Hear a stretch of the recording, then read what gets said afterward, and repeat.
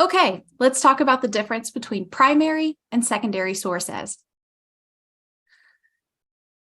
There are two types of primary sources, and the type of primary source that you need to use largely depends on the context of your research. Now, the scientific context for a primary source is original research. You are looking for an article where original data was collected, an experiment was conducted, original results, there may be data in charts in those kinds of resources. It may be a randomized controlled trial or a case study. Those types of resources are considered scientific primary sources or empirical resources.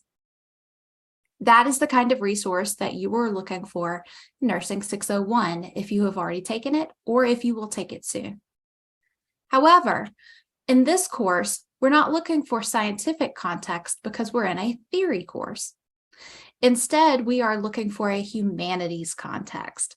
This is the context that our friends in history and English or literature and other humanities disciplines look for. The primary source in the humanities context is more of a firsthand account.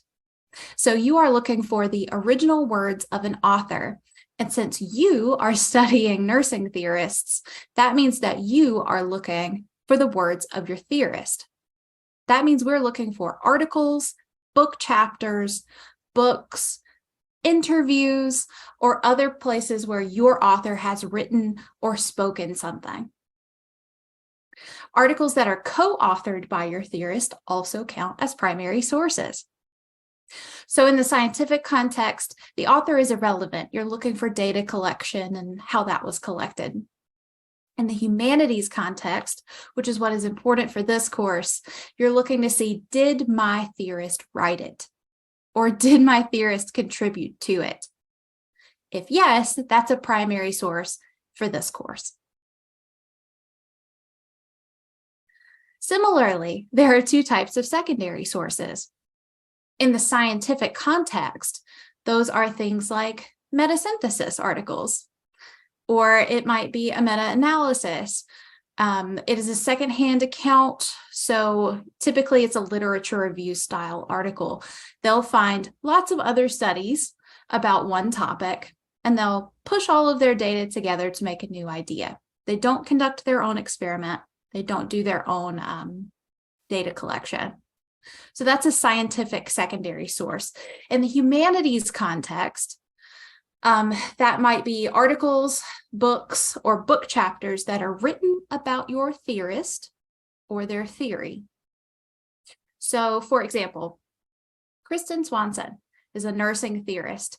If Kristen Swanson writes an article and authors that article, that is a primary source for this class, and it doesn't matter if she collected data, and it doesn't matter if she did a literature review.